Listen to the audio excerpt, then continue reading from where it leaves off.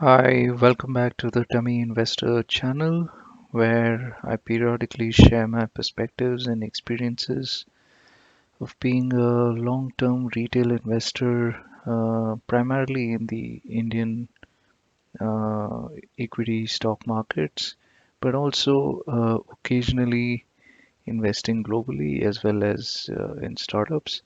Um, this episode is obviously just a weekly roundup on what's happening in the markets, where do I see the markets in the current cycle, and what am I doing in terms of my portfolio now? Um, Obviously, the big headline for this week is that we've just had the Q2 GDP numbers out for India. And by and large, obviously, it seems as if the recovery is in place, or at least the level of contraction that we saw in Q1 when we were first hit by the COVID crisis, the pace of that contraction has actually reduced. And in Q1, obviously, the period between April to um, June, the level of contraction was quite brutal. It was somewhere between 23 to 24 negative percentage points year on year. For this quarter, that number has come to somewhere around 7.5% negative contraction. So the pace of contraction has actually reduced.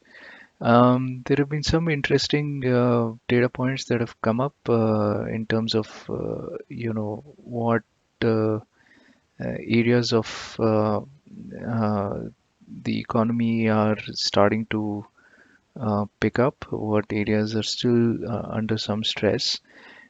Uh, and we'll spend some time on that. But my general broader view is, as point one, that we still need to give it at least a quarter or two more quarters to see whether this is just a one-off thing in terms of just all the pent-up demand which was there in Q1 coming up in Q2, or this is more structural as some sort of a turnaround in the economy. I also want to, later in this episode, want to spend some time just generally on talking about how, I see the markets operating in terms of some of the trends that are happening in the economy, and of how, as we personal retail, personally as retail investors, can position our portfolio accordingly. So let's just look at the numbers. Obviously, agriculture was, sort of a sector which did well. It grew almost 3.5%. Clearly, contraction in mining. The other surprising bit was, of course, a positive number for manufacturing, although a very small positive number. Now, this is something which is critical to the Indian economy in terms of the manufacturing sector picking up to contribute to the overall GDP. The other surprising fact was just in electricity consumption. Construction continued to be impacted, so did, you know, trade and hotels and, you know, the financial sector as such. But interestingly, cement was up, and if you see, cement was up 2.8%, and that is actually visible in the Q2 numbers of most large cement companies. Fertilizer was up, which is sort of tying back to the growth in agriculture output. Um, so on the whole, I think there are green shoots emerging in terms of a turnaround in the economy. Mind you, just in the overall context of the economy as compared to some of the other large major economies in the world, India is still probably on the lower side of the pecking order. Other major economies have done well. So it is yet to be seen. in terms of how quickly we can, start operating to pre-COVID levels. Um, but more importantly, the second point which I wanted to cover, and this is more specific to the market, is that while the GDP numbers show the economy is gradually recovering, we still need to take a step back and differentiate between what happens to the economy and GDP and what happens to the market. In many occasions, both are not completely aligned at any given point of time. For example, we saw a severe contraction in the GDP numbers in Q1, but the market bounced back quite rapidly in anticipation of a recovery. So I think the market, in terms of just the indices moving and price movement, has led the economic recovery, if I can put it like that. So uh, some of the positive news might already be factored in to the prices of uh, multiple companies listed in the exchange, and so we need to be careful about how much are we willing to pay in terms of the current valuations the way they stand now, um, and invest in the market.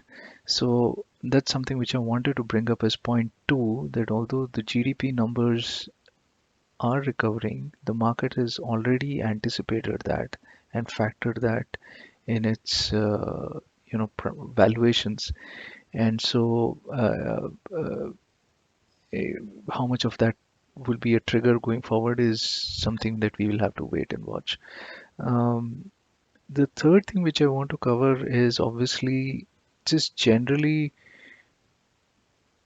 what will a post-COVID recovery look like? And obviously there are two broad things that we need to keep in mind. One is just the impact on multiple businesses, and that includes, how well have businesses been able to um, manage their finances in view of a contraction in demand. Obviously, businesses which have been more resilient, less leveraged, have a healthy balance sheet and cash position, have responded to this in a better way. Um, Also, the post-COVID recovery scenario, what remains to be seen is, will it have an impact on consumer buying behavior? For example, I was just reading this survey which came out some time ago, that now many Indians, at least in the formal economy, services economy, are preferring work from home. Now, we don't know whether this is a structural change, something which is more permanent in the medium term to long term perspective, or this is just a response to the fact that people are not wanting to venture out right now because the COVID situation is still evolving. But assuming it is a medium term trend, what and how will it impact different sectors of the economy is something that we need to clearly figure out. Will it result in uh, you know more people buying real estate houses because they need to now work from home? Will it result in uh, an impact on the urban population, at least in the metropolitan cities, in terms of people moving out to tier 2 cities because they're more affordable and there are no restrictions of being in office, in a physical office? It sort of, it'll vary. How will it impact air travel? How will it impact tourism? retail, clearly the trend is that things are moving. The pace of acceleration of things moving to e-commerce platforms has increased. So, it's an interesting thing to think about in terms of how different sectors will play out, assuming this is a more sustainable medium-term trend. I mean, I don't have a sort of scientific answer to this, but anecdotally, I'm talking to people and I'm sort of getting a mixed bag reaction. Some people are very happy with the flexibility that work from home gives, and while others are itching to get back to a physical traditional office. And again, it will vary depending on whether it's the services sector or a manufacturing sector.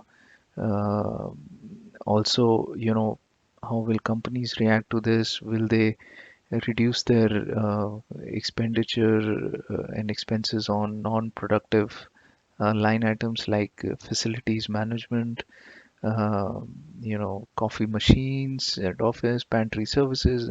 These are some of those things that we need to, think through. And also broadly, what will happen to the workforce in itself? Will there be a shift towards more contractual workforce where people want to exercise flexibility in terms of having not being tied to a job, let me put it this way, or will it be just a very small trend and nothing major in terms of a structural shift? So these are some things to keep in mind. So that was another point which I wanted to obviously bring up. The other point, of course, point number four is just the vaccine.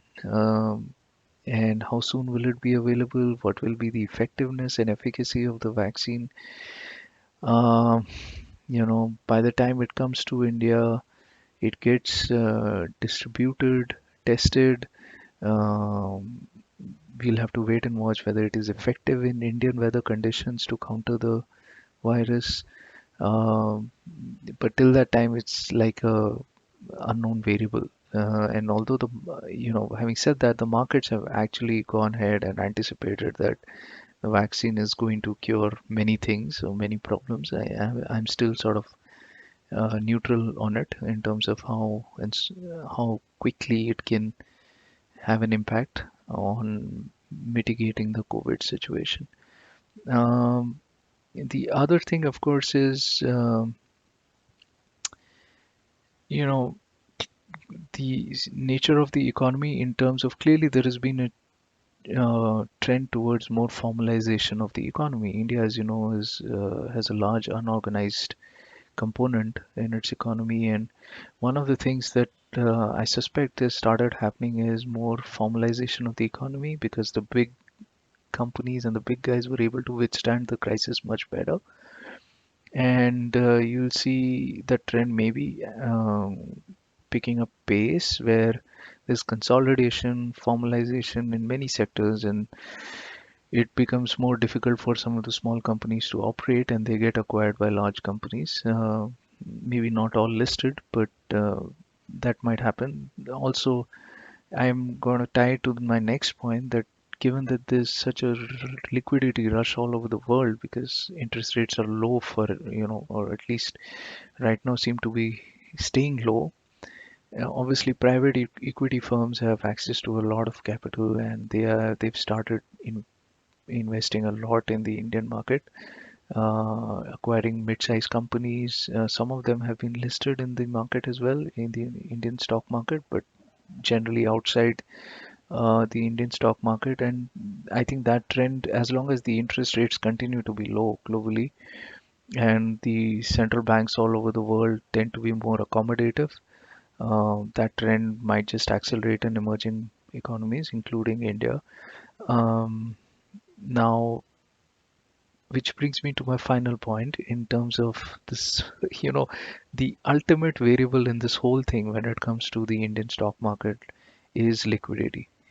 Um, um, I think the RBI is indicated that it'll be accommodative in its stance on interest rates.